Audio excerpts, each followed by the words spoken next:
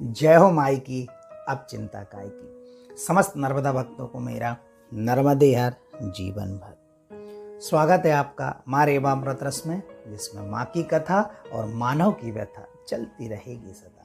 आप सुन रहे हैं माँ नर्मदा का महात्म, माँ की महिमा बड़े विस्तार से।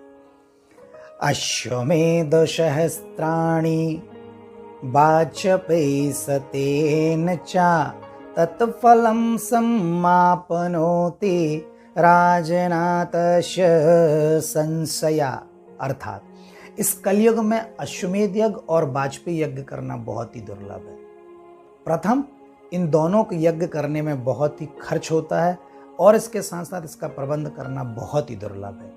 इसीलिए इन दोनों यज्ञों के फलों की प्राप्ति कैसे हो, तो इसके लिए बड़ा सरल उपाय बताया गया है कि जो व्यक्ति सच्चे मन से माँ नर्मदा में स्नान करके देवादिदेव महादेव को जल अर्पण करता है, उसके बाद माँ नर्मदा में दीपदान, माँ नर्मदा को चुनरी और नारियल समर्पित करता है, तो उसे उतने ही पुण्य फल की प्राप्ति होती है जो 1000 अश्वमेध यज्ञ और 100 वाजपेयी यज्ञों को करने से फल प्राप्त होगा। वही पुण्य माँ नर्मदा के पूजन से होता है। यह बात रेवाखंड में स्वयं राजा जन्मेजय से ऋषि वैशंपायन जी कह रहे हैं।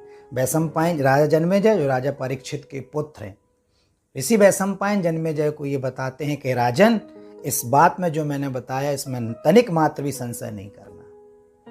माँ नर्मदा के पूजन से अश्वमेध यज्ञ और वाजपेयी यज्ञ दोनों के फलों की प्राप्ति होती है।